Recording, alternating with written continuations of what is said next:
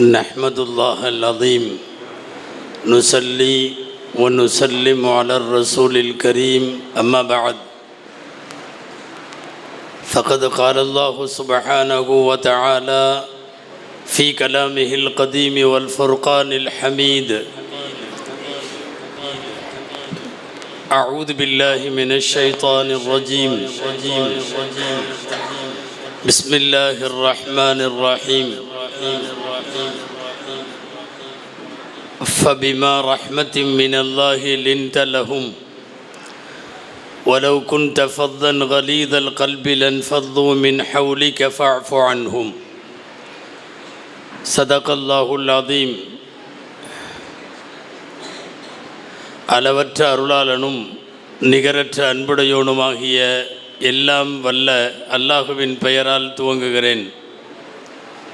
அருமை நாயகம் முஹம்மதுர் ரசூலுல்லாஹ் ஸல்லல்லாஹு அலைஹி வஸல்லம் அவர்களின் மீதும் நற்பாக்கியங்கள் நிறைந்த அவர்களுடைய உம்மத்தின் மீதும் குறிப்பாக இந்த மஜ்லிஸில் வீற்றிருக்கிற நம் அனைவர் மீதும் எல்லாம் வல்ல அல்லாஹுவின் நல்லருள் என்றென்றும் நிறைவாக உண்டாவதாக. ஆமீன். கண்ணியத்திற்குரிய விழாவினுடைய தலைவர் உள்ளிட்ட இந்த மஸ்ஜிதினுடைய சங்கைக்குரிய நிர்வாக பெருமக்கள்,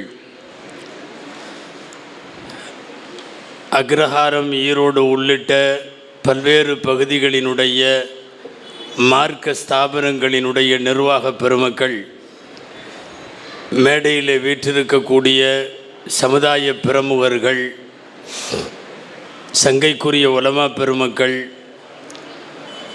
மதரசாக்களினுடைய ஆசிரியர்கள், குழந்தைகள், பெற்றோர்கள், வருகை தந்திருக்கிற ஜமாத்தார்கள், சகோதரர்கள், தனித்தனியாய் பெயர் சொல்லாமல் ஒட்டுமொத்தமாய் சொல்லுகிறேன். அனைவருக்கும் அஸ்ஸலாமு அலைக்கும் வரஹ்மத்துல்லாஹி வபரகாத்துஹ். அல்லாஹுவின் பேரருளால் ஆண்டுதோறும் இங்கே நடத்தப்படுகிற மீலாதுன் நபி சிறப்பு விழாவை ஒட்டி நபிகள் நாயகம் ஸல்லல்லாஹு அலைஹி வஸல்லத்தினுடைய வரலாறு மட்டும் பேசப்படாமல் சமூகத்தில் இன்றைக்கு தேவையான விஷயங்களை சென்று சேர்க்க வேண்டும் என்கிற அடிப்படையில் இந்த மீலாதுன் நபியை ஒட்டி தடம் பதித்த சமுதாயம் தடம் மாறுகிறது என்றொரு முக்கியமான கருப்பொருளை தந்து உங்களுக்கு முன்னாலே பேசுவதற்கு நான் பணிக்கப்பட்டிருக்கிறேன். அல்லாஹுவிடத்தில் துவா செய்கிறேன். அல்லாஹு ஜல்லஷானுஹு தஆலா பயன் தரும் விஷயங்களை பேசவும் கேட்கவும் தொடர்ந்து அது குறித்து சிந்திக்கவும் வரும் நாட்களிலே செயலாற்றவும் அல்லாஹ் அருள் புரிவானாக. நபிகள் நாயகம் ஸல்லல்லாஹு அலைஹி வஸல்லம் அவர்களுடைய பிறந்த மீலாது தலைவர் அவர்கள் சொன்னது போல் உலகத்தின் எல்லா பகுதிகளும் முந்தைய காலத்திலும் நிகழ்காலத்திலும் தேவையான வழிகாட்டல்களை பெறுவதற்காக நபிகள் நாயகம் ஸல்லல்லாஹு அலைஹி வஸல்லமை பற்றி பேசுகிறார்கள், எழுதுகிறார்கள், அவர்களின் வாக்கையும் வாழ்வையும் ஆய்வு செய்கிறார்கள். இந்த உலகத்தில் புரட்சி என்ற ஒரு வார்த்தை எல்லாத்துக்கும் சொல்லப்படுது. புரட்சி தலைவர், புரட்சி கவிஞர், புரட்சி கலைஞர், புரட்சி நிறைய சொல்லுகிறார்கள். உண்மையான புரட்சி தலைமை என்பது, அகில உலகைக்குமான புரட்சி தலைமை என்பது நபிகள் நாயகம் ஸல்லல்லாஹு அலைஹி வஸல்லமுக்கு மாத்திரம் பொருந்தும் என்பதை போகிற போக்கில் அல்ல, ஆதாரங்களோடு நம்மாலே சொல்ல முடியும். புரட்சினா என்ன? இந்த கம்யூனிச சித்தாந்தத்தில் புரட்சிக்கு விளக்கம் எழுதியிருக்கிறார்கள். கார்ல் மார்க்ஸ் போன்றவர்களே சொன்ன வரி என்ன தெரியுமா? அதுக்கு முன்னாடி இருந்த மாதிரி அதுக்கு பின்னாடி இருக்க முடியாதுங்கிற நிலைமை எங்கே வருதோ அதுக்கு பேர் புரட்சி. திரும்பவும் சொல்லுகிறேன், அகைன் ஐ ரிப்பீட், கொஞ்சம் கவனியுங்கள் இந்த வார்த்தையை. முன்னால் இருந்த மாதிரி இந்த நிகழ்ச்சி நடந்ததுக்கு அப்புறம் பின்னாடி அந்த மாதிரி இருக்க முடியாது என்கிற அளவுக்கு ஒரு சமூக மாற்றம் ஏற்படுமானால் அதற்கு பெயர் புரட்சி. அந்த அடிப்படையில் இந்த வரைவிலக்கணத்தில், இந்த டெஃபினிஷனில் பெருமானார் ஸல்லல்லாஹு அலைஹி வஸல்லம் அகில உலகத்தின் மாபெரும் புரட்சி தலைவர். அவர்கள் வருகைக்கு முன்னாலே இருந்த வாழ்வு வேறு, மனித குலத்தின் தடம் போன பாதை வேறு. ஆனால் அவர்கள் வருகைக்கு பின்னால் பழைய மாதிரி வாழ முடியலை. எனவே தான் பெருமானார் ஸல்லல்லாஹு அலைஹி வஸல்லம் தான் உண்மையான புரட்சிக்குரியவர்கள் என்று சொல்லுகிறோம். ஆனால் இந்த உலகத்தில் புரட்சின்னு பண்ண வந்த எல்லாருமே லட்சக்கணக்கான பேரை கொன்று குவிச்சிட்டு பெரிய பெரிய போர்கள் நடத்தித்தான் எல்லாரும் புரட்சியை அவரவர்கள் தேசத்தில் தலைவர்களாக வந்திருக்கிறார்கள். நான் என்னுடைய தலைப்புக்குள்ளே போவதற்கு முன்னால் ஒரு சின்ன அறிமுகம் பெருமானாரை பற்றி தந்துவிட்டு தலைப்பில் உள்ளே செல்ல வேண்டும். அன்பானவர்களே, ஒட்டு மொத்தமாக எம்பெருமானார் ஸல்லல்லாஹு அலைஹி வஸல்லம் வஃபாத்தாகிற வரை கலந்து கொண்ட ஒட்டுமொத்த போர்களிலும் சேர்த்து கொல்லப்பட்டவர்களின் எண்ணிக்கை 1028 பேர். 1028 பேர் மட்டுமே பெருமானாரினுடைய வாழ்வில் போர்கள் மூலம் கொல்லப்பட்டிருக்கிறார்கள். நீங்கள் உலகத்தில் புரட்சியை பேசுகிற எத்தனை தலைவனாக இருந்தாலும் எல்லாம் லட்சக்கணக்கிலே கொன்று குவித்தான். அது நீங்கள் ஹிட்லர் ஆகட்டும், லெனின் ஆகட்டும், முசோலினி ஆகட்டும், நீங்கள் எந்த நாட்டின் எந்த வரலாறு எடுத்தாலும், அது பிரெஞ்சு புரட்சியோ வேறு எந்த புரட்சிகளாக இருந்தாலும், கொன்று குவிக்கப்பட்டவர்கள் லட்சக்கணக்கில், கோடிக்கணக்கில். ஆனால் வெறும் 1000 சில்லறை பேர்.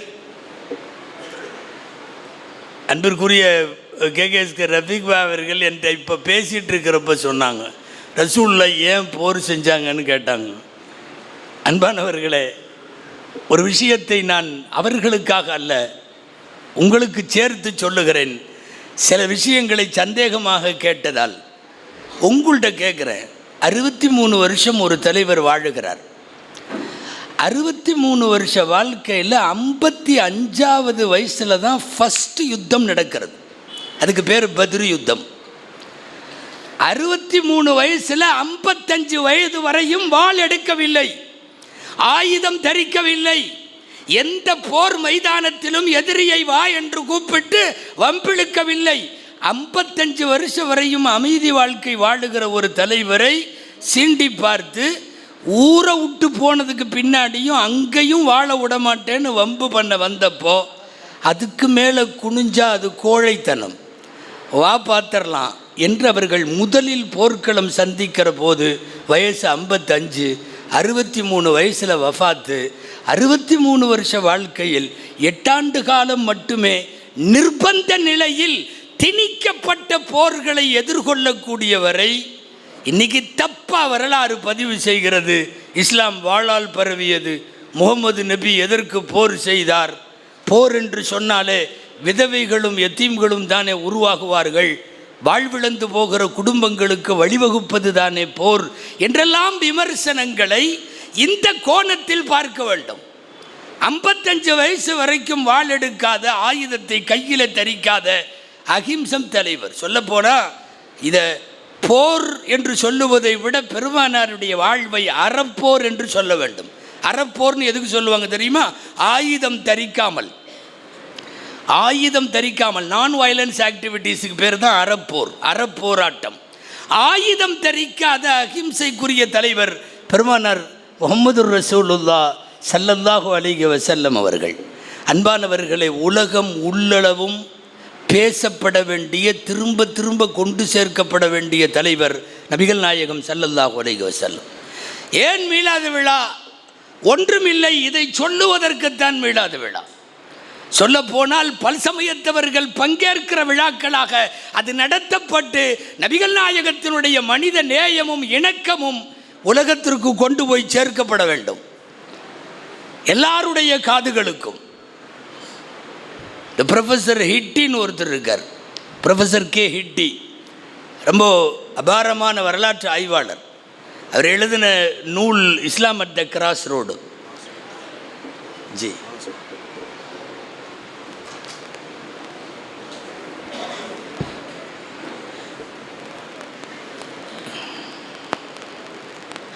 இஸ்லாம் அட் த கிராஸ் ரோடு, அவங்க ப்ரொஃபஸர் ஹிட்டி எழுதின நூல். அதில் ஒரு செய்தி எழுதுகிறார், 800 வருஷமாக இந்த மண்ணில் திரும்ப திரும்ப ஒரு பொய் சொல்லிகிட்டே இருக்கான். அந்த பொய் என்னன்னா, இஸ்லாம் வாளால் பரவியது அப்படிங்கிற பொய் 800 வருஷமாக சொல்கிறான். நம்மளுக்கெல்லாம் தெரியும், பொதுவாக திரும்ப திரும்ப ஒரு பொய்யை பேசிக்கிட்டே இருந்தால் அது உண்மை மாதிரி ஆயிரும். ஒரு பொய்யை திரும்ப திரும்ப சொல்லிக்கிட்டே இருந்தால், இப்போ இன்றைக்கி முஸ்லீம் சமுதாயத்தின் மீது திணிக்கப்பட்ட தீவிரவாத முத்திரையை போல, பயங்கரவாத முத்திரையை போல, பாய்கள் ஆபத்தானவர்கள் என்கிற ஒரு ஐடியாலஜிக்கலை போல, இதெல்லாம் என்னென்னா மீண்டும் மீண்டும் சொல்லப்படுகிற பொய் உண்மையைப் போல ஆகும் என்கிற அடிப்படையில் தவறாக நபிகள் நாயகத்தை சித்தரிப்பதால் எம்பெருமானார் ஸல்லல்லாஹு அலைஹி வஸல்லம் அவர்களை பற்றிய செய்திகளை, அந்த வாழ்வை கொண்டு போய் உலகத்தினுடைய 8 திக்கிலும் சேர்க்க வேண்டிய பொறுப்பு நமக்கு உண்டு என்பதை இந்த மீலாதினுடைய முன்னுரையாய் சொல்லி, உலகம் முழுக்க பிரம்மாண்டமான புரட்சியை ஏற்படுத்திய ஒரு தலைவரினுடைய சமுதாயம் அவர்களால் எப்படியெல்லாம் வாழ்ந்தது, இன்றைக்கு அந்த வாழ்க்கையில் ஏற்பட்டிருக்கிற தொய்வும் சுணக்கமும் ஏன் என்கிற கேள்வியோடு தான் நான் இந்த தலைப்பை அணுக வேண்டும். அன்பானவர்களே, முஸ்லிம் சமுதாயத்திற்கு, குறிப்பாக வாலிபர்களுக்கு, பெண்களுக்கு அழுத்தமாய் பதிய வேண்டிய, புரிய வேண்டிய ஒரு செய்தி, நம்முடைய மார்க்கம் அழகானது. இந்த மார்க்கத்தை விட சிறந்த அழகு உலகத்தில் எங்கும் இல்லை. அல்லாஹ் தேர்ந்தெடுத்த மார்க்கம். மீண்டும் மீண்டும் குர்ஆனில் அல்லாஹ் சொல்லுகிறான், இன்னல்லாஹ் அஸ்தஃபா லக்குமுத்தீன், உங்களுக்கு ஒரு மார்க்கத்தை தேர்வு செய்தவன் இறைவன். இஸ்லாம் மனித கண்டுபிடிப்பு அல்ல, இஸ்லாமிய சட்டங்கள் மனிதன் உருவாக்கியது அல்ல. இவர்களெல்லாம் சேர்ந்து இப்படி நிக்கா செய்வோம், இப்படி தலாக்கு செய்வோம், இப்படி பிறப்பு செய்வோம், இறப்பு செய்வோம் என்று இவர்கள் உருவாக்கியதல்ல எல்லாம். இஸ்தஃபா லக்குமுத்தீன், உங்களுக்கு ஒரு மார்க்கத்தை தேர்வு செய்தவன் இறைவன். ஃபலா தமூதுன்ன இல்லா வ அன்தும் முஸ்லிமூன், மௌத்தானாலும் முஸ்லிமா மட்டும் மௌத்தாகுங்க. இது குர்ஆன் திரும்ப திரும்ப சொல்லுகிறது. நாம் பெற்றிருக்கிற பாக்கியங்களிலெல்லாம் பெறற்கரும் பெரும் பாக்கியம் நமக்கு அல்லாஹ் வழங்கி இருக்கிற இஸ்லாம். இது அழுத்தமாக இந்த சமுதாயத்திற்கு திரும்ப திரும்ப சொல்ல வேண்டும். நாம் மனதில் பதிய வைத்துக் கொள்ள வேண்டிய, இஸ்லாம் குறித்த, நபிகளார் குறித்த இன்னொரு முக்கியமான புரிதல், ஹைருல் ஹதியே ஹதியு முஹம்மதின் ஸல்லல்லாஹு அலைஹி வஸல்லம். இந்த உலகத்தில் ஆகச் சிறந்த வழிகாட்டுதல் நபிகள் நாயகத்தின் வழிகாட்டுதல். அதற்கு நம்மிடத்திலே சுன்னா என்று பெயர், சுன்னத் என்று பெயர், நபி வழி என்று பெயர். இந்த உலகத்தில் யாரையும் விட அழகான வழிகளை காட்டியவர்கள் நாயகம் ஸல்லல்லாஹு அலைஹி வஸல்லம். காலப்போக்கில் கண்டவனெல்லாம் உருவாக்கி வைத்ததெல்லாம் நம்மிடத்தில் அழகாகிவிட்டது. நபிகள் நாயகம் உருவாக்கியது பழசாகிவிட்டது, சுன்னத்துகள் பழசாகிவிட்டது, சுன்னத்துகள் தேவையற்றதாகிவிட்டது, அல்லது காலத்திற்கு பொருந்தவில்லை என்கிற தப்பான கற்பிதம் இன்றைக்கு ஏற்படுத்தப்பட்டு விட்டது. உண்மை, உலகம் உள்ளளவும், இந்த உலகத்தில் உயிர்கள் உள்ளளவும் எம்பெருமானார் ஸல்லல்லாஹு அலைஹி வஸல்லமின் அழகிய வழிமுறையை போல் இந்த உலகத்தில் யாரும் வழிகாட்ட முடியாது. இதை யாரையும் திட்டுறதுக்கு சொல்ல, எம் பெருமையாக பதிவு செய்கிறோம். நபிகள் நாயகம் வாழ்ந்து காட்டிய வாழ்வை போல், அவர்கள் விட்டு சென்ற கலாச்சாரத்தை போல் வேற எதுவும் சிறந்ததல்ல.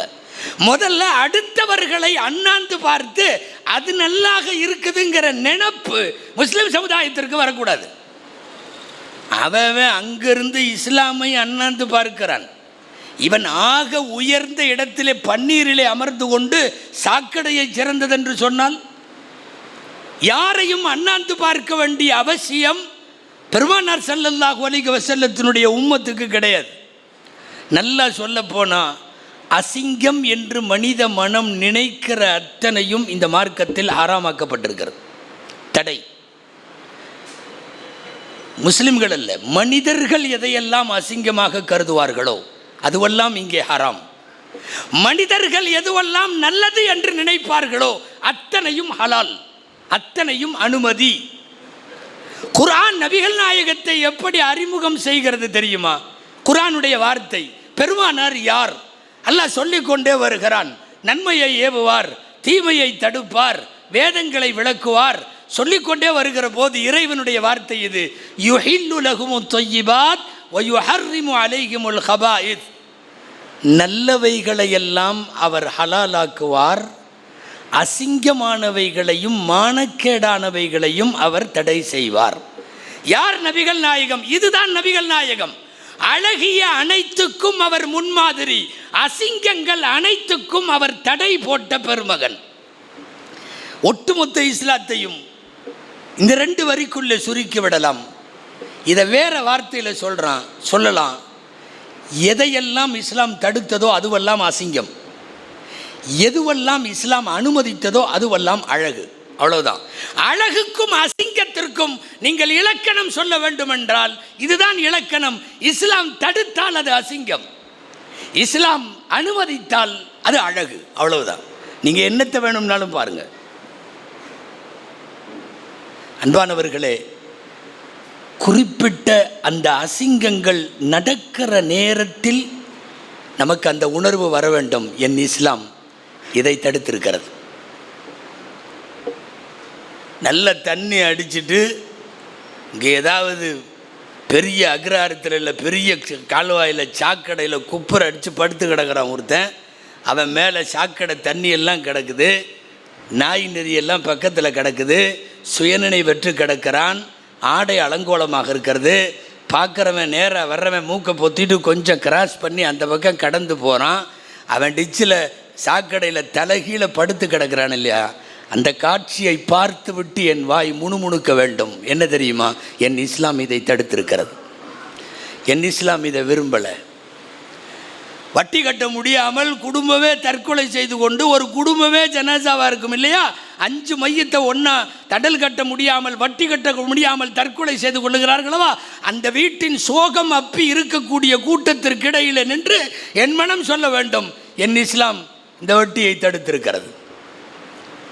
அசிங்கம் நடக்கிற இடமெல்லாம் இஸ்லாமின் மகத்துவம் வெளிப்படும். நபிகள் நாயகம் என்பவர்கள் அழகுகளை இந்த உலகத்திற்கு அறிமுகப்படுத்தியவர்கள், அசிங்கங்களை இந்த உலகத்தில் தடுத்தவர்கள். நான் சுருக்கமாய் சொல்ல வருவது, இஸ்லாமிய கலாச்சாரம் போல், இஸ்லாமிய பண்பாடுகளைப் போல், இஸ்லாம் சொல்லி தந்த நாகரிகங்களைப் போல், நபிகள் நாயகம் விட்டு சென்ற சுன்னாக்களைப் போல் இந்த உலகத்தில் எதுவும் கிடையாது, யாரும் கிடையாது. ஆனால் இன்றைக்கி சூழ்நிலை என்ன தெரியுமா? அமெரிக்காவில் ஏதாவது சொல்லிட்டா நம்ம வீட்டில் அமலுக்கு வருது, பிரிட்டனில் ஏதாவது நடந்துட்டால் நம்ம வீட்டில் அமலுக்கு வருது. எவனோ எந்த நாட்டுக்காரனோ எதையோ சொல்லியிருப்பான், நாம் உடனடியாக அமலுக்கு கொண்டு வர்றோம்.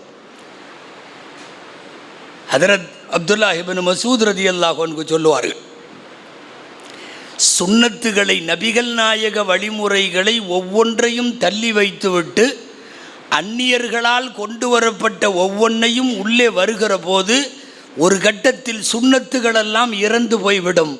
பிதஅத்துகள் என்கிற அனாச்சாரங்களும் அக்கிரமங்களும் மட்டும் நிலைத்துவிடும். அந்த ஒரு பாதையை நோக்கி பயணிப்பது போன்று தெரிகிறது. அதுதான் தடமாறுகிற சமுதாயம் என்று என்னை பேச சொல்லுகிறார்கள். இல்லை, எவனோ கொண்டு வந்ததெல்லாம் நமக்கு எதுக்கு?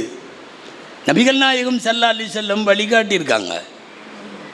இல்லை, என்ன இல்லை நபிகளார் வாழ்வில் சொல்லுங்கள். ஏதாவது ஒரு குறிப்பிட்ட ஒரு தலைப்பு, லைஃப்பில் ஒரு பிரச்சனை, சமுதாயத்துக்கு ஒரு பிரச்சனை, அந்த இஷ்யூ சம்பந்தமாக குர்ஆனில் வழிகாட்டல் இல்லை, ஹதீஸில் வழிகாட்டல் இல்லை, எனவே நாங்கள் வேறு அப்படி ஏதாவது ஒரு இஷ்யூ சொல்லுங்கள். நீங்கள் வாழ்க்கையின் எந்த கட்டத்தில் நின்றாலும் அந்த கட்டத்தில் உங்களை போதிக்க குர்ஆன் வசனம் நிச்சயம் இருக்கும், நபிகள் நாயகத்தின் வாக்கு நிச்சயம் இருக்கும். அப்படிப்பட்ட பெரு வாழ்க்கை தான் நபிகளாருடைய.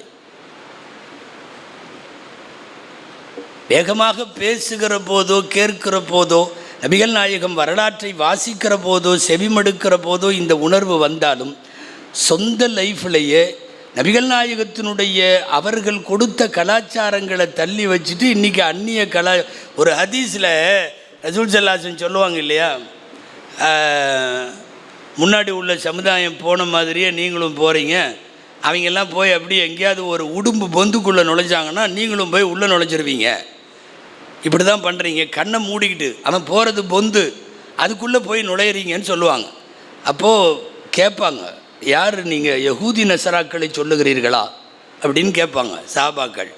ரசூலுல்லாஹ் கேட்டாங்க, கால ஃபமன் ஹும், பின்ன அவங்க இல்லாமல் வேறு யார் அப்படின்னாங்க.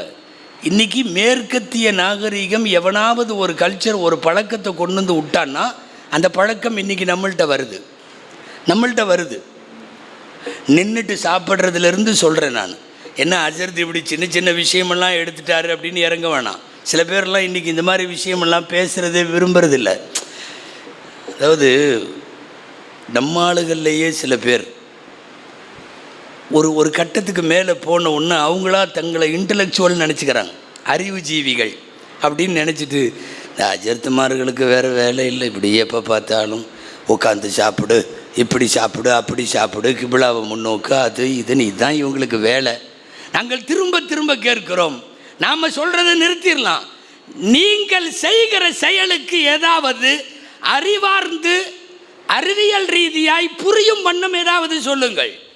நான் பல தடவை சொல்லியிருக்கோம், இந்த இந்த இந்த பர்த்டே கலாச்சாரம், வெட்டிங் டே கலாச்சாரம், இன்றைக்கி என்னென்னமோ டேவெல்லாம் வந்திருக்குல்ல, இது எல்லா கலாச்சாரமும் யார் உருவாக்கி தந்தா, எப்படி வந்துச்சு உங்களுக்கு தெரியுமா? இப்போல்லாம் சில ஜும்மாவிலேயே கூட நீங்கள் இதெல்லாம் கொண்டாடாதீங்க, இந்த செலிப்ரேஷன்லாம் எதுக்குன்னு அஜர்த்தெல்லாம் பேச முடியாது. பேசுனா சில இடத்துல முத்தவலி கூப்பிட்டு சொல்கிறார், நீங்கள் பயான் மட்டும் பண்ணுங்கள், இதுக்கு பேர் வேறு என்னன்னு தெரியலை, நீங்கள் ஏன் அஜர்த்த அதையெல்லாம் பேசுகிறீங்க? பள்ளிவாசலுக்கு பின்னாடி வீட்லேயே பெரிய விசேஷம் நடக்குது, அதையெல்லாம் நம்ம பேசலாமா? நீங்கள் பயான் பேசுங்க. இந்த பயான் என்னன்னு இதுவரையும் புரிய மாட்டேங்குது. மூசாவின் வரலாறும் ஈசாவின் வரலாறும் மட்டும் பயானா? நபிகள் நாயகத்தை தாண்டி நீங்கள் என்ன கலாச்சாரம் எல்லாம் கொண்டு வருகிறீர்களோ, இன்னைக்கு ரசூலின் தடத்தை விட்டுட்டு வேற தடம் போகிறீர்கள், மாறுகிறீர்கள். அந்த மாறுகிற பாதைக்கு அறிவார்ந்து ஏதாவது சொல்லுங்கள். அல்லாஹ் சொல்கிறான், குரானில் வருது, உத்குலு ஃபிஸ்ஸில்மி காஃபா அப்படின்னு ஒரு வசனம். என்ன தெரியுமா? முழுசாக உள்ளுக்குள்ளவான்னு கூப்பிட்றான். ஏன்னா நிறைய பேர் இங்கே ஒரு கால் அங்கே ஒரு கால் வச்சுக்கிறாங்க.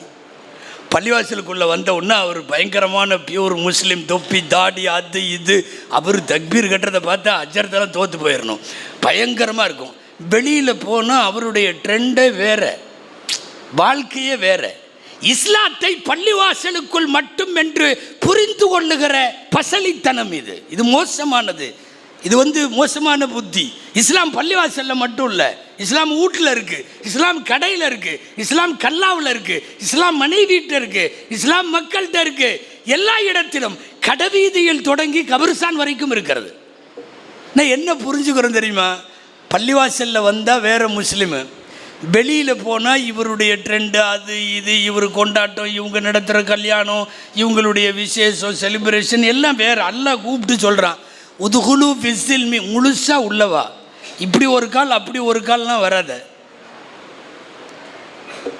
வேடிக்கையாக சொல்லுவாங்க தெரியுமா? இந்த கரும்பு லாரி போயிட்டே இருந்துச்சான். கரும்பு லாரி பின்னாடி ஆஜியார் ஒருத்தர், அவன் டிரைவருக்கே தெரியாமல் பின்னாடி இருந்து உருவிருக்கார். நம்ம பசங்க உருவானுவல்ல, கரும்பு லாரிக்கு பின்னாடியே போவானுங்க. அவன் டிரைவர் அல்லான்னு ஓட்டிகிட்டு இருப்பான், இவன் பின்னாடி உருவி ஜல்லையாக உருவான். அந்த மாதிரி வைக்கோல் லாரி போயிட்டு இருந்திருக்குது, வைக்கப்புல்லு லாரி. இவர் 40-50 வருஷம் தொழுகையாளி ஆஜியார். அவர் பாட்டில் இழுத்தாரான், எவனோ பார்த்துட்டான். ஆஜியார் நீங்களுமா? ஆமாம். ஏன்பா என்ன விஷயம்? இல்லை அப்படி தொழுகிறீங்க, ஆஜியாராக இருக்கிறீங்க, வைக்கப்போல் திருடுறீங்க. அவன் தெரியாமல் அவர் தெளிவாக சொன்னார், இங்கே பார், நீ ரெண்டையும் போட்டு குழப்பாத. அங்கே தொழுகிறது அல்லாவுக்கு, இங்கே இது மாட்டுக்கு, நீ ரெண்டையும் போட்டு கன்ஃபியூஸ் பண்ணிக்காத. அவர் அதில் தெளிவாக இருக்கார். என்னது இது தமிழ்நாட்டு கிராமங்களில் இது சொல்வடையாகவே இருக்குது. தொழுகிறேன் அல்லாவுக்கு, வைக்கப்புல் திருடுற மாட்டுக்கு. அப்படின்னு இது ஒரு பழமொழியாகவே ஒரு இதாகவே இருக்குது. அதாவது நான் பள்ளிவாசலில் நான் தொழுகுவேன், நான் ஹாஜி, நான் 50 வருஷம் தொழுகையாளி, நான் தொப்பி போட்டிருப்பேன், தாடி வச்சுருப்பேன், எல்லாம் பண்ணுவேன். வெளியில் என் வாழ்க்கை வேறு, எனக்கும் இஸ்லாத்துக்கும் சம்பந்தம் இல்லை. உனக்கு பள்ளிவாசலோடு இஸ்லாம் முடிந்து போய் விடுகிறது என்று சொல்லி தந்தது யார்? பெருமானார் ஸல்லல்லாஹு அலைஹி வஸல்லம் இடத்தில் ஆரம்பத்தில் கொஞ்சம் பேச்சுவார்த்தையை ஒப்பந்தம் மூலமாக சரி செய்யலாம் என்று பேச வந்த மக்காவினுடைய தலைவர்கள், குஃபார்கள், காஃபிர்களின் தலைவர்கள் கடைசியாக இப்படி ஒரு முடிவுக்கு வந்தான். என்னென்னா, இனிமேல் இந்த மோதல் போங்கெல்லாம் வேண்டாம். வந்து ரசூல்லாட்ட சொன்னான், நஅ்புது இலாஹக்க சனத்தன் வ தஅ்புது ஆலிஹத்தனா சனத்தன். முஹம்மத், ஒரு பேச்சுவார்த்தைக்கு வந்துடுவோம், பேசி தீர்த்துக்கலாம். என்னென்னா, உன்னுடைய அல்லாவை மட்டும்னு நீ சொல்கிற எல்லாம் அந்த கான்செப்டில் நாங்கள் 1 வருஷம் இருக்கோம். நாங்கள் வணங்குற தெய்வங்களை எல்லாம் நீங்கள் 1 வருஷம் வணங்கு. நம்மளுக்குள்ளே இப்படி ஒரு சிஸ்டம் வச்சுக்கிட்டோம்னா பிரச்சனையே வராது. 1 வருஷம் எங்கள் கடவுளை நீ வணங்க வேண்டும், 1 வருஷம் உங்கள் கடை. அப்போது நீங்கள் ரொம்ப ஃபேமஸாக ஒரு வார்த்தை அடிக்கடி நாகூரணிபா பாட்டிலெல்லாம் வருமல்ல, ஒரு கையில் ஈட்டி எதை கொடுத்தாலும் சூரியனை ஒரு கையிலும் சந்திரனை ஒரு கை செங்கதிரும் என்பதையும் சேர்த்து கையில் தந்திடினும் ஈமானை இழக்க. அந்த வார்த்தை ரசூலுல்லாஹ் அவங்க இப்போ ஒப்பந்தத்துக்கு வந்தப்போ சொன்னது தான். இந்த மாதிரி 1 வருஷம் இதை வணங்கு, 1 வருஷம் அதை வணங்கு, ஒரு கையில் சூரியனையும் மறுகையில் சந்திரனையும் நீங்கள் என்ன கொண்டு வந்து கொடுத்தாலும் என்னுடைய கொள்கையில் பின்வாங்க மாட்டேன் அப்படிங்கிற வார்த்தையை எப்போ சொன்னாங்க தெரியுமா? அடுத்தவங்க இதையும் நீங்கள் ஏற்றுக்கிட்டு கொஞ்சம் காம்ப்ரமைஸ் ஆகலாமல்ல. இந்த காம்ப்ரமைஸ் மோசமான ஒரு வார்த்தை. இன்னைக்கு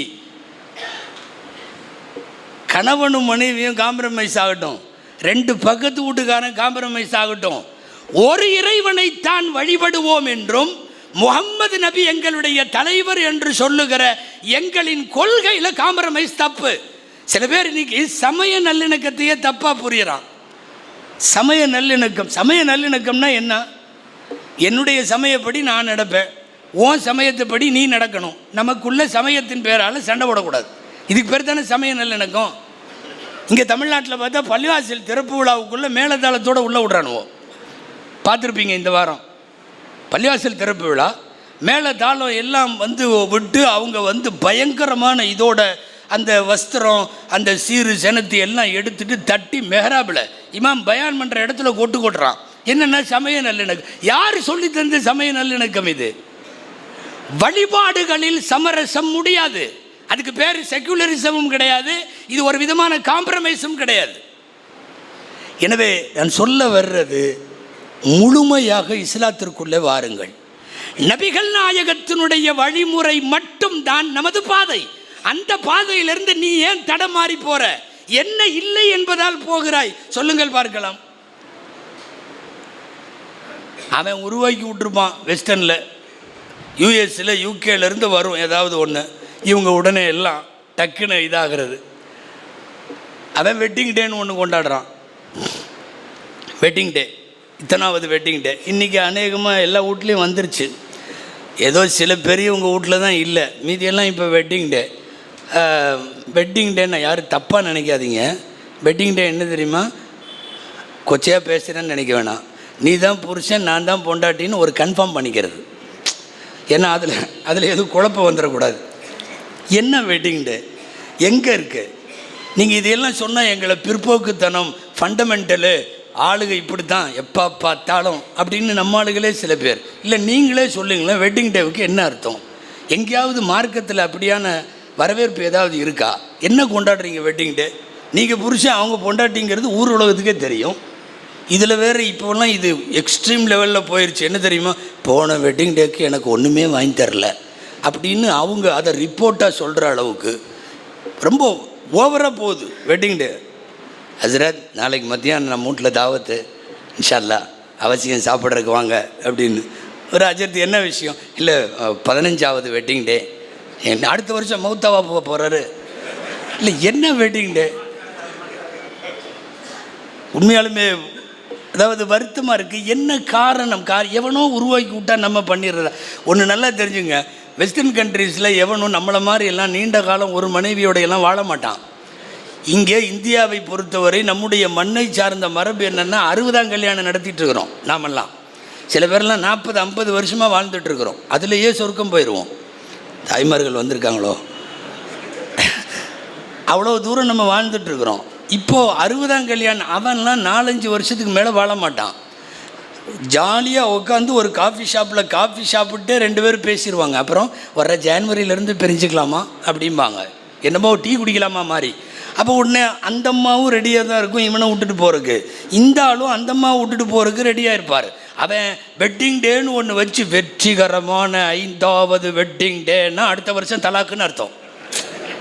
இது அங்கே செட் ஆகும், நம்மளுக்கு எப்படி செட் ஆகும்? இங்கே எதுக்கு வெட்டிங் டே? எவனாவது அங்கே உருவாக்கி விட்டு வெட்டிங் டேக்கு ஒரு ப்ரைஸ் கொடுக்கணும், ஒரு சாப்பாடு போடணும், சொந்த பந்தத்தையே. இன்றைக்கி இதெல்லாம் வந்துருச்சு. ஊரை விட்டு ஊர் லீவ் போட்டு போகிறான். என்னடான்னா எங்கள் அங்கிள் அவங்க இன்றைக்கி வெட்டிங் டே ஃபங்க்ஷன், நாளைக்கு மண்டபம் பிடிச்சி பண்ண போகிறார். நீங்கள் எங்காவது நபி வழிகளிலே காட்டுங்கள். நபிகள் நாயகத்தின் பாதையும் தடமும் இது அல்ல. நீங்கள் வேறு பாதைக்கு போகிறீர்கள். என்ன இல்லைன்ட்டு அங்கே போகிறீங்கன்னு கேட்குறோம். இவர் நம்ம வீட்டில் நடக்கிறது எல்லாம் சத்தம் போடுறாரு, திட்டுறாருன்னு நினைக்க வேண்டாம் தயவு செய்து. ஒரு லாஜிக் வேணும் இல்லையா? எதை பண்ணுறதுனாலும் லாஜிக்கோடு செய்யுங்க, தாராளமாக செய்யலாம். நல்ல காரியம் அப்படி ஒரு லாஜிக் இருந்து ஒரு நல்ல காரியமாக இருந்தால் குர்ஆன் ஹதீஸில் கண்டிப்பாக அதுக்கான க்ரீன் சிக்னல் நிச்சயம் இருக்கும், நிச்சயம் இருக்கும். இங்கே இல்லாத ஏன் எடுக்கணும்? நான் இதோட கடந்து போயிடலான்னு நினைக்கிறேன். இதில் உள்ளே போனோம்னா எல்லாமே சொல்லணும். இந்த பர்த்டேவெல்லாம் இப்போ பிறந்த நாளெல்லாம் பேசவே முடியறதில்ல. கூப்பிட்டே பேசிடுறாங்க நிர்வாகத்தில். நீங்கள் அது சம்மந்தமாகலாம் பேசாதீங்க. இப்போல்லாம் மண்டபம் பிடிச்சி பண்ணுறாங்க பர்த்டே. ஒரு கேக்கு, நம்ம வாயும் சும்மா இருக்கிறது இல்லை, ஒரு கேக்கு சுற்றி 10 மெழுகுவர்த்தி எல்லாத்தையும் ஏற்றி விட்டாச்சு. ஏற்றி விட்டுட்டு கையில் கத்தி, என்னமோ கசாப்பு கடைக்கார மாதிரி கத்தி தயாராகிடுறது, எல்லாம் சுற்றி நின்றுறது. ஒரு பிஸ்மில்லா அதெல்லாம் உள்ள அறுக்க போகிறாரு. முதல்ல என்ன பண்ணுவான் தெரியுமா? எல்லா மெழுகுவர்த்தியும் ஆஃப் பண்ணிடுவோம். பூரா மெழுகுவர்த்தியும் அணைச்சி போயிடும். அணைஞ்ச ஹாப்பி பர்த்டே டூ அப்படின்னு அணைச்ச உடனே எல்லாம் பாட்டு பாடிட்டு கத்தி எடுத்து இவனுக்கு ஊட்டுவோம். இங்கே பாரு, எரியாத 10 விளக்கை எரிய வச்சுட்டு ஹாப்பி பர்த்டேன்னா கொஞ்சம் புரியுது, மண்டையில் கொஞ்சம் விளங்குது. நீ எரியிற விளக்கையெல்லாம் ஆஃப் பண்ணிட்ட உப்புங்கிறான். என்னடான்னா ஹாப்பி பர்த்டே. இது வெஸ்டர்னில் கண்டுபிடிச்சது அவன். இதுக்கு என்ன அர்த்தம் தெரியுமா? எந்த 10 பேர் வாழ்க்கையாவது நாசமாக்கி நீ மேலே வந்துருன்னு அர்த்தம். யார் வாழ்க்கையாவது நாசமாக்கிட்டு நீ மேலே வந்துரு, இது அவனுக்கு பொருந்தும். அமெரிக்காவுக்கு இது பொருந்தும். ஒரு ஈராக்கை நாசமாக்கி, ஒரு ஆப்கானை நாசமாக்கி, ஒரு பல்வேறு இஸ்லாமிய கண்ட்ரிகளை நாசமாக்கி, ஒரு பலஸ்தீனை நாசமாக்கி அவன் உப்புன்னு ஊதிட்டு ஹாப்பி பர்த்டேனா நம்ம ஊரில் உட்காந்துக்கிட்டு அதே மாதிரி மெழுகுவர்த்தி ஆர்டர் பண்ணி, கேக்கு ஆர்டர் பண்ணி, பேரனுக்கு பர்த்டே, இதில் வேறு அவனை கூப்பிட்டு இவனை கூப்பிட்டு என் பர்த்டேக்கு அவர் வரலன்னு சண்டை போடுறான். எங்கே இருக்குது? நான் கேட்குறேன், நம் பெருமானாரின் தடம் என்பது பள்ளிவாசலில் பயான் கேட்கறதுக்கு மட்டுமல்ல. நீங்கள் ஏன் அந்த பாதையை விட்டு வேறு பாதைக்கு போகிறீர்கள் சொல்லுங்கள். இன்னைக்கு அதாவது ரசூலுல்லாஹ் சொன்னது உண்மை.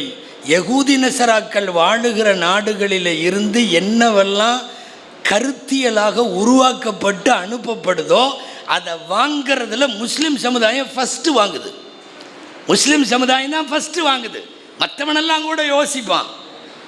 நபிகள் நாயகத்தை கையில் வைத்திருப்பவன், ஹதீஸில் வைத்திருப்பவன், பள்ளியில் வைத்திருப்பவன், ஏன் கல்பில் வைத்திருப்பவன், எதுக்காக வேண்டிய அடுத்தவங்களுடைய கல்ச்சரல் நமக்கு அடுத்த, அதாவது சிவிலைசேஷன் சொல்லுவாங்கள்ல, நாகரீகம் சார்ந்த வாழ்க்கை முறை உலகத்திலேயே ஸல்லல்லாஹு அலைஹி வஸல்லம் கொடுத்த மாதிரி யாரும் கொடுக்கல. நீ ஏதாவது ஒரு சுன்னத்தை சொல், அந்த சுன்னத்து அறிவுக்கு ஒத்து வரலன்னு சொல்லு பார்க்கலாம், சொல்லு பார்க்கலாம். எந்த சுண்ணத்தாக இருந்தாலும் சொல்ல போனால் கத்துனா சுண்ணத்து வரைக்கும் சொல்கிறேன். இன்றைக்கி காவல்துறை அரசாங்க ஆஸ்பத்திரிகள் எல்லாம் சிபாரிசு பண்ணி கத்துனா பண்ண சொல்லிட்டு இருக்கான்.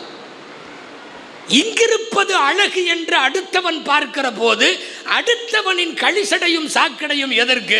இங்கிருக்கிற சமுதாயத்திற்கு அழகாக தெரிய வேண்டும் என்பதுதான் கேள்வி. நம்முடைய தடமும் பாதையும் நன்றாக இருக்கிறப்போ ஏன் மாறணும்? அந்த தடத்தை விட்டு எங்கே பார்த்தாலும் பியூட்டி பார்லர், தெருவுக்கு 4, ரேஷன் கடை கூட கம்மியாக தான் இருக்குது. பூரா இதுதான். என்னடா பியூட்டி பார்லர் புர்காவாக போகுது. ஞாயிற்றுக்கிழமை கல்யாணத்துக்கு வெள்ளிக்கிழமையே போய் புருவமெல்லாம் வெட்டுறாங்க. இங்கேயெல்லாம் கரெக்ட் பண்ணி அங்கேயெல்லாம் கரெக்ட் பண்ணி. யாரோ ஒருத்தர் அன்றைக்கி ஜோக்கில் சொன்னார், பொண்டாட்டி வெளியே வந்து அடையாளம் தெரியலையா. உள்ளே போய் என்னென்னா தெருவுக்கு தெருவு பியூட்டி பார்லர்ஸ். கொஞ்ச நாளைக்கு முன்னாடி இருந்துச்சா, ஒரு 10-20 வருஷத்துக்கு முன்னாடி இருந்துச்சா, எங்கிருந்தோ எவனோ திணிச்சு விட்டா உடனே நம்ம ரிசீவ் பண்ணிக்கிறோமே. ஏன் என்ன இல்லை இங்கே? பியூட்டி பார்லர்ஸ் அதிகமாக போயிட்டுருக்கு. இப்போ அந்த டாட்டூ போடுறான். டாட்டூவா உடம்புல எல்லாம் இது குத்திக்கிறது, ஃப்ளவர் வரைகிறது, இந்த பச்சை குத்துறது. அந்த பச்சை குத்துறது பழைய காலத்தில் இதில் வச்சு குத்தி இங்கே குத்துவானுங்க. இப்போ அந்த பச்சை குத்துறது பரிணாம வளர்ச்சி பெற்று அது இன்றைக்கி வேறு மாதிரி. எங்கே பார்த்தாலும் டேட்டூ. அதாவது எவனோ உருவாக்கி விடுகிறான், அவன் அனுப்பி தள்ளி விடுறான். இதுக்கு வாங்கி உக்காந்துக்கிட்டு இந்த கொண்டாட்டம் அந்த கொண்டாட்டம், தொடர்ந்து செலிப்ரேஷன். முஸ்லிம் சமுதாயத்தில் அனுமதிக்கப்பட்ட கொண்டாட்டங்கள் இருக்குது, அதை மட்டும் பண்ணால் போதும். ரசூலுல்லாஹுவை வெறுமனே பள்ளிவாசலுக்குள் வைத்துவிட்டு சொந்த வாழ்க்கையில் அசிங்கங்களை எல்லாம் நிறைவேற்றுகிற நிலைமை ரொம்ப மோசமானது. குறிப்பாக வளரும் தலைமுறை வாலிபர்களை சொல்ல வேண்டும். இந்த பயானையும் கேட்டுட்டு இருக்கிற பொம்பளைகளை சொல்லணும். பெண்களை பூரா கட்டு போகிறது, சுவிட்ச் மெயின் பாக்ஸ் அங்கே தான் இருக்குது நிறைய. நான் ஆரம்பத்தில் சொன்னது போல் நம்முடைய எல்லா சொத்தையும் விட நமக்கான பெரிய சொத்து தீன் என்கிற சொத்து. நம்முடைய பெரிய ப்ராப்பர்ட்டி பெருமானார் ஸல்லல்லாஹு அலைஹி வஸல்லம். அதை விட ஒன்றும் கிடையாது. கொண்டாட வேண்டியது பெருமானாரை, அவர்களின் வாழ்வை, அவர்களின் வாக்கை, அவர்களின் சுன்னத்தை. உட்கார்றது, எந்திரிக்கிறது, படுக்கிறது, பார்க்கறது, பேசுறது, சிரிக்கிறது, எல்லாத்திலையும் எதில் வழிகாட்டவில்லை நபிகள் நாயகம் ஸல்லல்லாஹு அலைஹி வஸல்லம். தீன் பெரிய சொத்து. நல்ல ரசூலுல்லாவே சொன்னது என்ன தெரியுமா? நல்ல மாப்பிள்ளை வேணும் ஒரு பொண்ணுக்கு, நல்ல மாப்பிள்ளை வேணும். ரசூலுல்லாஹ் சொல்கிறாங்க, 2 விஷயம் இருக்கா பார். ஒன்று தீன் இருக்கான்னு பார், இன்னொன்று குணம் இருக்கான்னு பார். கண்ணை மூடிட்டு கட்டி கொடுத்துரு. இதா கதப இலைக்கும் மன் தர்லவுன தீனஹு வ குலுகஹு ஃபஸவ்விஜு. தீன் கரெக்டாக இருக்குது, குலுக் நற்குணம், தீனும் குணமும் இருந்தால் கட்டி கொடுத்து விடு. இது நல்ல மாப்பிள்ளைக்கு. இல்லை எனக்கு நல்ல மாப்பிள்ளை இருக்கிறான் என் வீட்டில், எனக்கு நல்ல பொண்ணு வேணும். அங்கேயும் அதுதான் சொல்கிறாங்க. அழகுக்காக, அந்தஸ்துக்காக, கௌரவத்திற்காக இதுக்கெல்லாம் கல்யாணம் பண்ணுறாங்க. ஃபதுஃபர் பிதாத்தி தீன். தீன் இருந்தா கட்டிக்கோ, மருமகளை கட்டிக்கோ. நல்ல மாப்பிள்ளை வேண்டும் என்றால் தீன் வேண்டும் என்கிறார்கள். நல்ல பொண்ணு வேணும், தீன் வேண்டும் என்கிறார்கள். எல்லா இடத்திலேயும் மார்க்கம் தான் அளவுகோல். மார்க்கத்தில் இங்கே ஒரு கால் அங்கே ஒரு கால் வேண்டியதில்லையே. அதுலேயும் நாமெல்லாம் பாரம்பரிய முஸ்லீம் சமுதாயம். இன்னைக்கு புதிய முஸ்லீம்கள், இங்கே யாரும் வருத்தப்படக்கூடாது, புதுசாக இஸ்லாத்தில் சேர்றவங்க, குறிப்பாக மேல்நாடுகளில் சேர்றவங்க எவ்வளவு அருமையாக இருக்காங்க தெரியுமா? அல்லாஹு அக்பர். நாமெல்லாம் மாடர்ன் அப்படி இப்படின்னு எல்லாம் சொல்கிறோம்.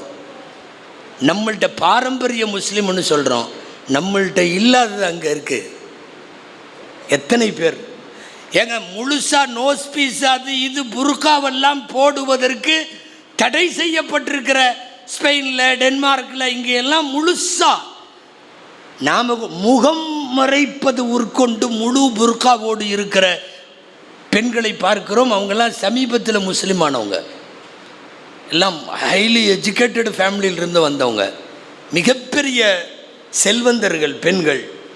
புர்கா சூப்பர் மார்க்கெட்டில் போய் அமெரிக்காவிலேயும் லண்டனிலேயும் இன்றைக்கி பொருள் வரிசை அப்படி டிபார்ட்மெண்டல் ஸ்டோரில் போய் பார்த்துட்டு குழந்தை கேட்கிற சாக்லேட்டுக்காக பாக்கெட்டை எடுத்து பின்னாடி திருப்பி ஹலால் முத்திரை போட்டிருக்கா அப்படின்னு பார்த்துட்டு முத்திரை இருந்தால் குழந்தை கொடுக்கறது, இல்லைன்னா அப்படியே வச்சுட்டு குழந்தைய சமாதானப்படுத்தி கூட்டிகிட்டு போகிற தாய் சமீபத்தில் இஸ்லாத்தில் சேர்ந்தவள். அங்கே இருக்கிற புதிய முஸ்லீம்கள் இப்படியெல்லாம் வாழுகிறார்கள். குண்டு வெடிப்புக்கு இடையில் முசல்லாவை விரித்து தொழுகிறாங்க. நமக்கு ட்ரெயின்லேயோ ஃப்ளைட்லேயோ முசல்லா விரித்து தொழுகிறதுக்கு இன்னும் சங்கோஜமாக இருக்குது. ஆனால் குண்டு வெடிப்புக்கு இடையில யுத்த பூமிக்கு மத்தியில் முசல்லாவை விரித்து கொண்டு தொடக்கூடியவனை பார்க்கிறோமே. நிர்வாணமாக திரிகிற ஒரு நாட்டில் முழு புர்காவோடு நிற்பவர்களை பார்க்கிறோமே. ஹராம் ஹலால் பேணுதலை இதெல்லாம் புது முஸ்லிம்கள் இந்த வேலையை செய்கிறார்கள். பாரம்பரிய முஸ்லிம்கள்னு சொல்லிக்கிட்டு இங்கே நாம் உட்காந்துக்கிட்டு ரசூலுல்லாஹ் சொன்னதை பூரா விட்டுட்டு எவனோ சொன்னதையெல்லாம் எடுத்துக்கிட்டு அதையெல்லாம் ஃபாலோ பண்ணிட்டு போயிட்டு இருக்கிறோமா இல்லையா? அல்லாஹ் பாதுகாக்க வேண்டும். முஸ்லிம் சமுதாயம், குறிப்பாக வாலிபர்களும், இன்றைக்கு இருக்கிற நவீன வாலிப பெண்கள், யுவதிகள், இப்போல்லாம் நிறைய வாட்ஸ்அப்பில், ஃபேஸ்புக்கில் இதிலெல்லாம் அதிகமாக இப்போது காணவில்லை அப்படின்னு வருது நிறைய பெண்களை. உங்களுக்கே தெரியும், முன்னையெல்லாம் இப்படி வரலைங்கிறத விட இப்படி போகவும் இல்லை. ஃபோட்டோவோடு போடுறானுங்க, பெண்ணை காணவில்லை, கிடைத்தவர்கள் இந்த நம்பரில் தொடர்பு கொள்ளுங்கள்ங்கிறான். 3 நாள் கழித்து கிடைத்து விட்டார்கள் அல்ஹம்துலில்லாஹ்ங்கிறான். அது 3 நாள் எங்கே போச்சுன்னு தெரியலை. அது சமீப காலத்தில் வாரத்துக்கு 2-3 இந்த மாதிரி வருது. ஏதோ ஒரு ஆபத்தை நோக்கி யுவதிகள் போய் கொண்டிருப்பதை, வாலிப பெண்கள் பயணித்து கொண்டிருப்பதை பார்க்கிறோம். இது எப்படி இப்படி வருகிறது? ரொம்ப தடங்கள் மாறி போயிருக்கிற ஒரு சூழ்நிலை குறிப்பாக தமிழ் முஸ்லிம் சமுதாயத்தில் தெரிகிறது. யாராவது இஸ்லாத்தில் சேர்றதுக்கு வந்தால் உண்மையிலுமே நமக்கெல்லாம் மகிழ்ச்சியாக இருக்கும். மார்க்கத்தை புரிஞ்சு அறிஞ்சு ஒருத்தர் நம்ம மூலியமாக களிமா சொல்கிறாருன்னா, எத்தனையோ பேருக்கு களிமா சொல்லி கொடுத்துருக்கோம், மனசுக்கு அப்படி சந்தோஷமாக வரும். கையை கொடுத்து அஷ்ஹது அல்லா இலாஹா இல்லல்லாஹு அப்படின்னு சொல்லி கொடுக்குறப்போ. இப்போல்லாம் நிறைய பேர் முஸ்லீம் ஆகுறாங்க. வார வாரம் அவங்க இஸ்லாத்துக்கு பின்னாடி உள்ள நோக்கம் வேறு. பையன் முன்னாடி வர்றான், யாரோ வேறு மதத்தை சார்ந்த பையன், நான் இஸ்லாத்தில் சேரணுங்கிறான். அவனை தள்ளிக்கிட்டு பின்னாடி உள்ள இந்த புள்ள வருது, புர்காவை போட்டுக்கிட்டு. இவரும் நானும் பழகிறோம். அல்லது புள்ள வேறு ஒரு மதத்து புள்ள வருது, இஸ்லாத்தில் சேரணும்னு தள்ளிக்கிட்டு நம்ம பையன் வர்றான். வாரம் பூரா என்ன நடக்கிறதுன்னு தெரியலை. மார்க்கம் அப்படி வருபவர்கள் மார்க்கத்தில் நிற்பதும் இல்லை, நிலைப்பதும் இல்லை. அவனுக்கு தேவை ஒரு டாக்குமெண்ட், ஒரு கல்யாணத்துக்கு. அதுக்காக மட்டும்தான் அவன் இஸ்லாத்துக்கு வர்றான். 199% இப்படி இஸ்லாத்தில் சேருபவர்கள் அதில் நிலைப்பதில்லை, நிற்பதில்லை, நீடித்திருப்பதில்லை, தொடர்ந்து இஸ்லாமிய வாழ்வை செய்வதில்லை. அவன் போயிடுறான். அவனுக்கு தேவை, பச்சையாக சொல்ல போனால் ஒரு சதை மோகம், அவ்வளவுதான். அவனுக்கு தேவை ஒரு உடல், அவ்வளவுதான். இருவரும் தங்கள் உடல் தேவையை தீர்த்து கொள்ள இஸ்லாத்திற்கு வருகிற போது என்ன மகிழ்ச்சி வரும்? இது சமுதாய நிலைமை. நான் யாரோ எங்கேயோ சொன்னதெல்லாம் சொல்லலை, ஆதாரங்களுடைய அடிப்படையிலே தான் சொல்லுகிறேன். பொதுவாக ரிஜிஸ்டர் ஆஃபீஸில் இந்த கல்யாணம் பண்ணுறது, சப் ரிஜிஸ்டர் ஆஃபீஸு, இந்த என்னது கருவூலம்னு சொல்கிறாங்களே, அங்கெல்லாம் 15 நாள் அல்லது 21 நாளைக்கு முன்னாடி மதம் மாறி செய்யப்படுகிற கலப்பு திருமணங்கள் இந்த மாதிரி இதுக்கு நோட்டீஸ் போர்டில் ஒட்டுவாங்க. இந்த மதத்தை சார்ந்த பையன், இந்த மதத்தை சார்ந்த பிள்ளை இருவருக்கும் வரக்கூடிய 21ஆம் தேதி நம்முடைய ரிஜிஸ்டர் ஆஃபீஸில் கல்யாணம் நடக்குது. ஏதாவது அப்ஜெக்ஷன் இருந்தால் ரிஜிஸ்டரை தொடர்பு கொள்ளுங்க அப்படின்னு சொல்லி ஃபார் கான்டாக்ட்னு எல்லாம் போட்டு ஒட்டுவாங்க. இது எல்லாம் ரிஜிஸ்டர் ஆஃபீஸ்லேயும் உள்ளது. ஒரு 3 மாதம் 6 மாதத்துக்கு ஒரு தடவை அப்படி ஏதாவது ஒன்று நிற்கும். என்னென்னா, பையன் முஸ்லீமாக இருப்பான், பொண்ணு வேறையாக இருக்கும், அல்லது பொண்ணு முஸ்லீமாக இருக்கும், பையன் வேறையாக இருக்கான், இப்படி ஒட்டுவாங்க. நீங்கள் நம்புவீங்களோ மாட்டீங்களோ, அங்கே அந்த போர்டெல்லாம் ரெம்பி வரிகிற அளவுக்கு இப்போல்லாம் இருக்குது. பூரா இதுதான். கடந்த நவம்பர் மாதம் 210 ஜோடி, பையன் முஸ்லீம் பொண்ணு வேறு, பொண்ணு முஸ்லீம் பையன் வேறு, அரசாங்கத்தால் ஊக்குவிக்கப்பட்டு 210 ரெக்கார்டு. நான் சொல்கிறது டீ கடை பெஞ்சில் பேசின விஷயம் அல்ல, டேட்டா பேஸ் இது.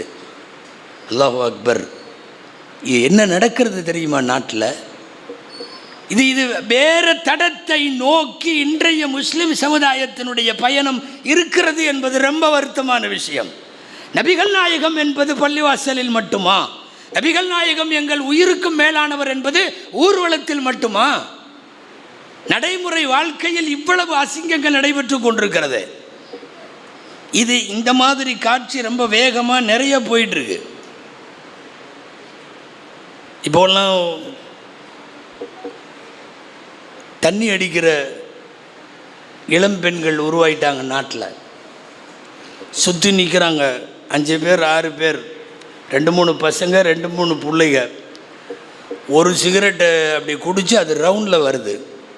இதை எடுத்து இன்ஸ்டாவில் ரீல்ஸில் பதிவு போட்டு பாருங்க அப்படின்னு போடுறாங்க.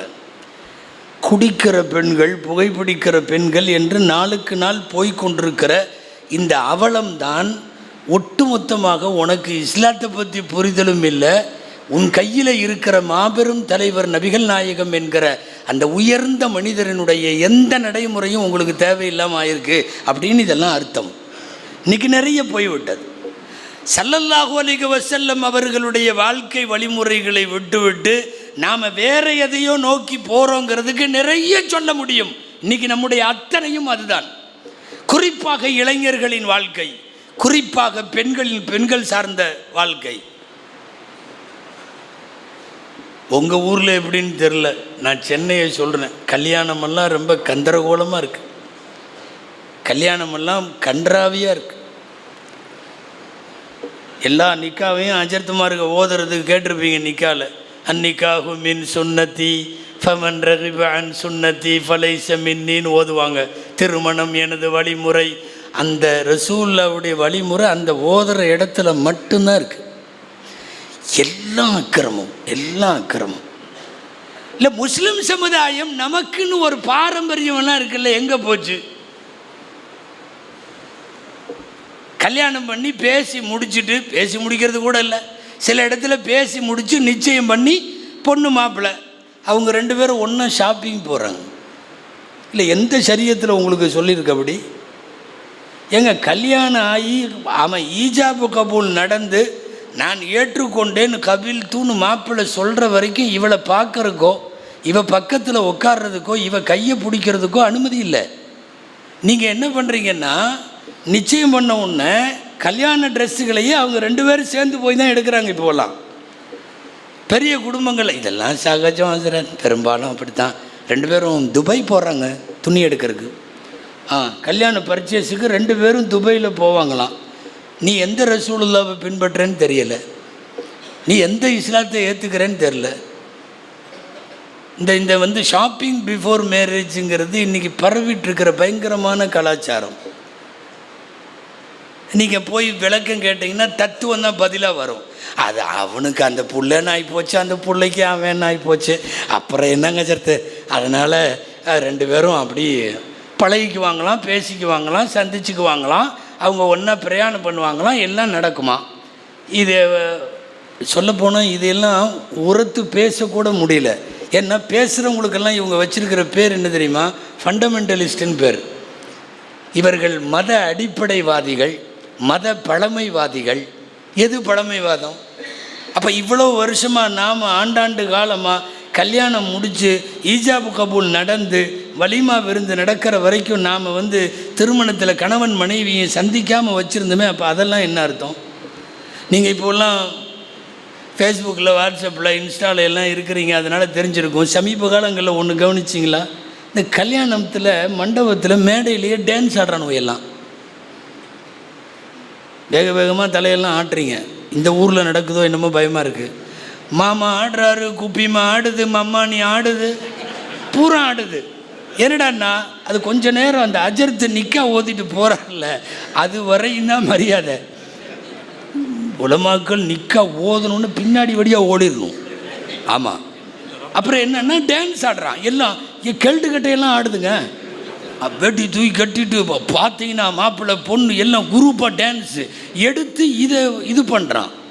கல்லூரி பெண்களில் இந்த சமையலுக்கு சப்ளை பண்ணுறதுக்கு கூட்டிகிட்டு வந்துட்டு இருந்தானுவல்ல, இப்போ டான்ஸ் ஆடுறதுக்கு கூட்டிகிட்டு வர்றான்.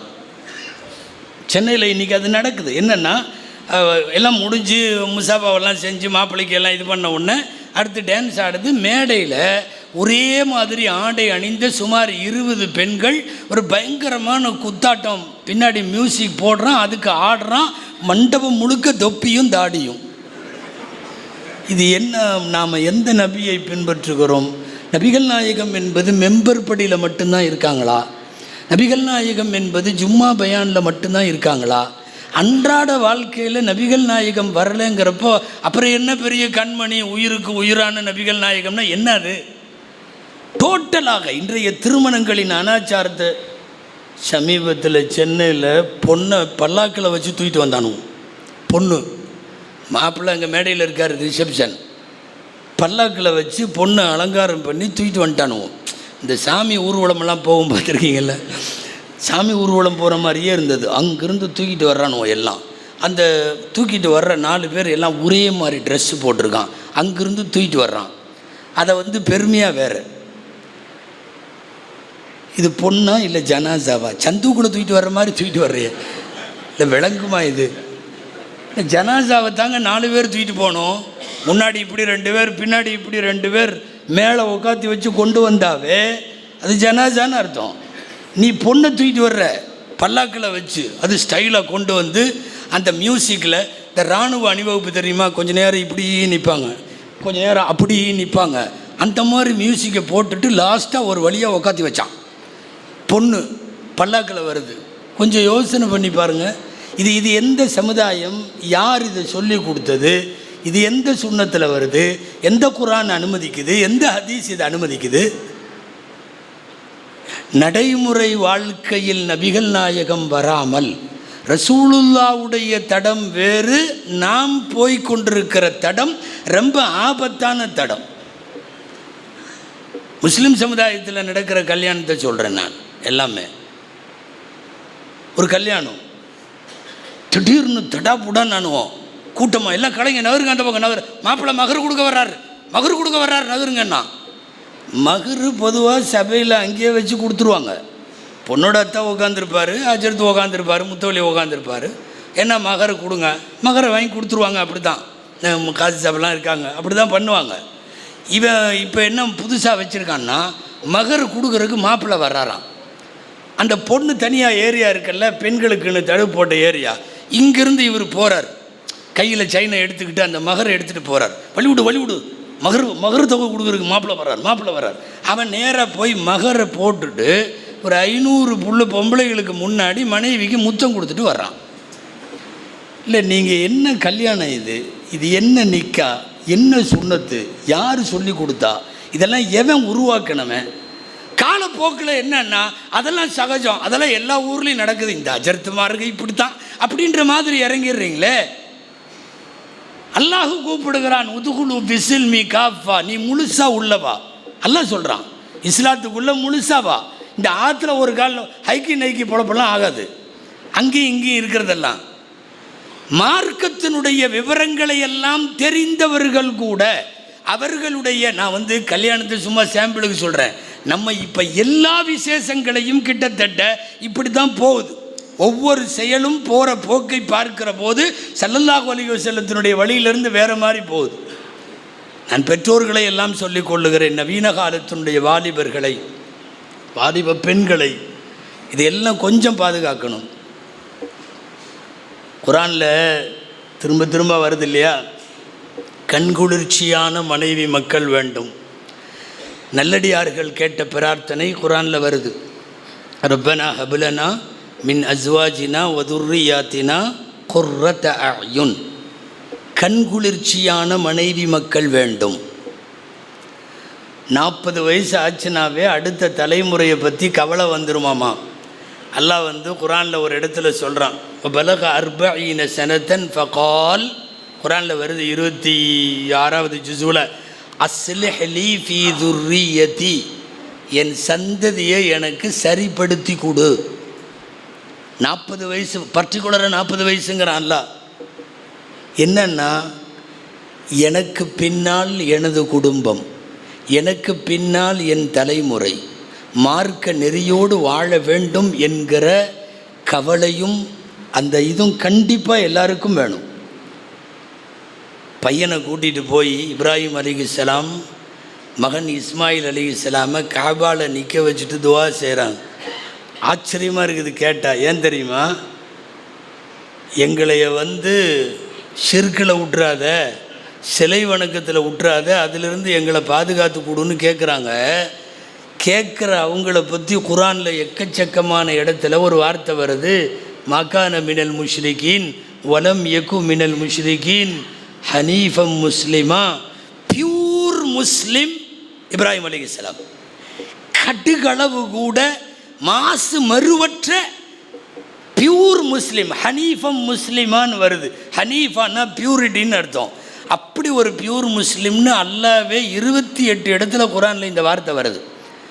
அப்படி சான்றிதழ் கொடுத்த இப்ராஹிம் அலைஹிஸ்ஸலாம் பையனை கூட்டிகிட்டு போய் நிற்க வச்சு, எனக்கு பின்னாடி என் பையனும் தொழுகணும், முகீம ஸலாத்தி வ மின் துர்ரியதி, அதே மாதிரி வஜ்னுபுனி வ பனிய அன் நஅபுதல் அஸ்னாம், சிலை வணக்கத்தை விட்டு எங்களை காப்பாற்று.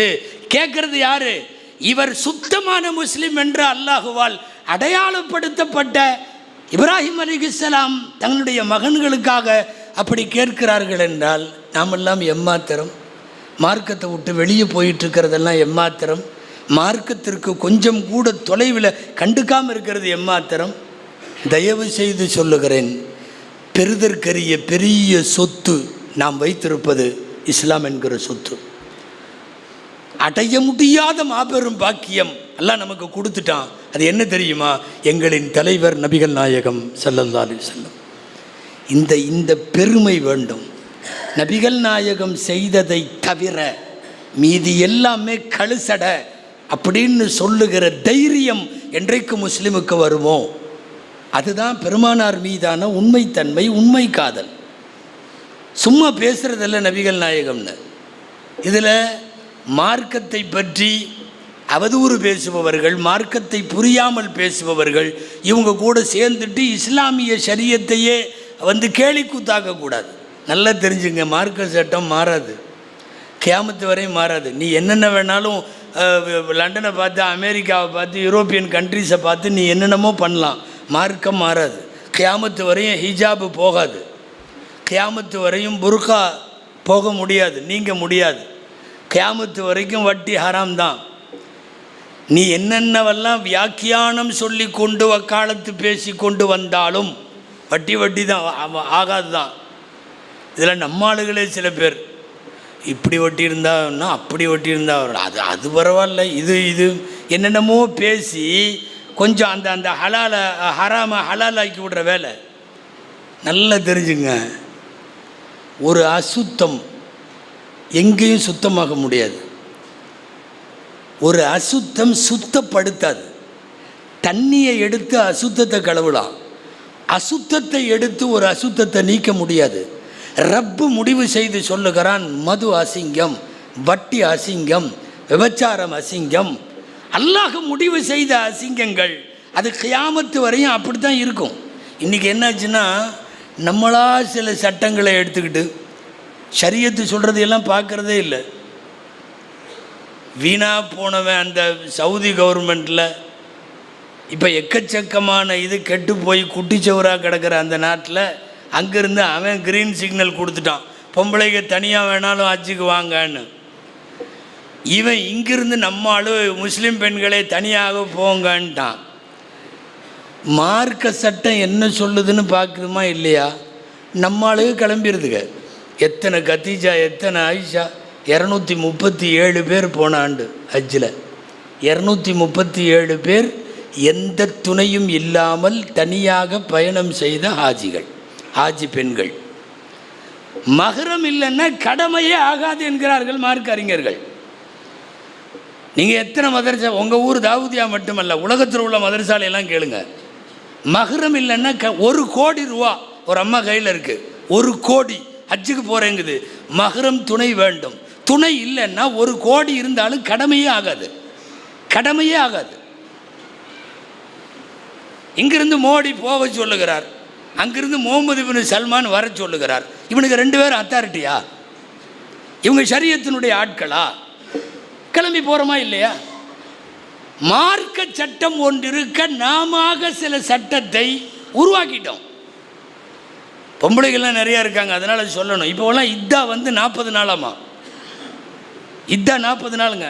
இந்த 4 மாதம் 10 நாள்லாம் கேட்குறதும் இல்லை, இது பண்ணுறதும் இல்லை. இல்லைங்க, யாராவது மௌத்தா போயிட்டால் 4 மாதம் 10 நாள் இருக்கணும், குரானில் வருது. வல்லதீன யுத்தவஃபௌன மின்கும் வயதரூன அஸ்வாஜின் தரப்பஸ்ன பிஅன்ஃபுஸிஹின்ன அர்பஅத அஷ்ஹுரின் வ அஷ்ரா. உங்களில் கணவர்கள் விட்டு சென்ற வஃபாத்தாகிவிட்ட மனைவிமார்கள் காத்திருப்பு காலமாக அவர்கள் 4 மாதம் 10 நாள் இருக்கட்டும் அப்படின்னு குரானில் வருதேன்னு சொன்னால் 40 நாள் தான் எங்கள் ஊரில் எல்லாம். நாங்கள்லாம் இப்போ 40 நாளோடு முடிச்சுக்குவோம். இதில் என்னென்னா இதாவை 40 நாள் முடிச்சுட்டு உம்ராவுக்கு போகலாமாங்குது. நீ பண்ணுறதே முதல்ல மார்க்கத்தில் அத்துமீறலான காரியம், அதை முடிச்சுக்கிட்டு இது உம்ராவுக்கு போகுதான். இல்லை, மார்க்க சட்டம் ஒன்று இருக்க, நபிகளாரின் வழிகாட்டல் ஒன்று இருக்க, நீங்கள் வேறு பாதையிலே பயணிக்கிறீர்கள். ஒரு காலம் நாம் நம்ம பாதையில் சரியாக போயிட்டு இருந்த வரைக்கும் உச்சகட்ட கண்ணியத்தை எல்லாம் நாம் வைத்திருந்தோம், பெற்றிருந்தோம். இன்றைக்கி அந்த பாதையில் இருந்து கொஞ்சம் கொஞ்சமாக மாறி போயிருக்கிற அபாயம் வந்திருக்கிறது. அன்பானவர்களே, நீண்ட தொடராக போய்விடும். நாம் பேசுனோம்னா நிறைய மார்க்க சட்டத்தை கையில் நீங்கள் எடுத்துக்கிட்டீங்க, குறிப்பாக தாய்மார்கள் எடுத்துக்கிட்டீங்க. சரியத்தில் எல்லாம் இல்லை.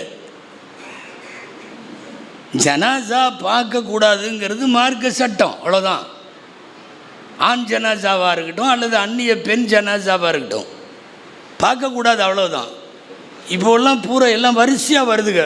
அதான் மவுத்தா போயிட்டார்ல, போ வரிசையாக பொம்பளைங்க வரிசை தனியாக வச்சுருக்கு. எல்லா பொம்பளையும் வந்து பார்க்குது. ஒரு ஆணை எந்த கிதாப் உங்களுக்கு அனுமதி தந்தது? எந்த சரியத்தில் இருக்குது?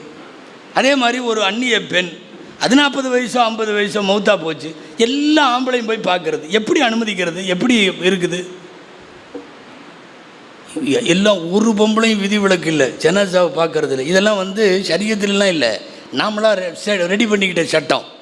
இதில் வேறு பார்த்தீங்கன்னா மவுத்து எடுக்கிற நேரத்தில் ரணகலமாக இருக்கும். அங்கே உள்ளேருந்து ஒரு குப்பியமாக கத்தும்.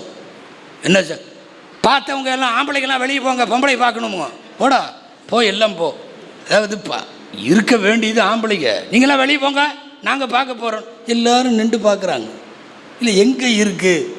அப்படி ஏதாவது பார்ப்பதற்கு உங்களுக்கு அனுமதி தரப்பட்டிருக்கிறதா? ஏர்போர்ட்டில் வந்து பார்த்தீங்கன்னா இந்த உம்ராவும் ஹஜ்ஜோ, அல்லாஹு அக்பர், இது எந்த மாதிரி உம்ரா எந்த மாதிரி ஹஜ்ஜுன்னே தெரில. எல்லாம் ஒருத்தர் அவர் ஹஜ்ஜுக்கு போகிறாருன்னு வைங்களேன், உம்ராவுக்கு போகிறாருன்னு வைங்களேன், குடும்பத்தில் உள்ள எல்லா பொம்பளையும் முசாவா வேறு செய்யுது. முசாவா அசம் ஏங்க, உங்களுக்கு கோசா தானே அவர், இந்த சொந்தம் இதுதானே, நீங்கள் எப்படி முசாபா விளங்க ஹஜ்ஜுக்கு போகிறவர்கிட்ட போய் பாங்க என்னப்பா முசாபா போய் அவர் ஹஜ்ஜுக்கு கிளம்புனா உனக்கு எங்கே மார்க்க சட்டம் முசாவா செய்யறதுக்கெல்லாம் அனுமதி கொடுத்தா, அந்நிய பொம்பளை நீ எப்படி முசாவா செய்யலாம்? அன்பானவர்களே, நான் சொல்லிக்கிட்டே போவேன். மார்க்கத்தில் இல்லை, நபிகள் நாயகம் காட்டவில்லை, ஆனால் நம்மிடத்தில் ஊடுருவி போயிருக்கிறது. இதைத்தான் சொல்லுகிறேன்.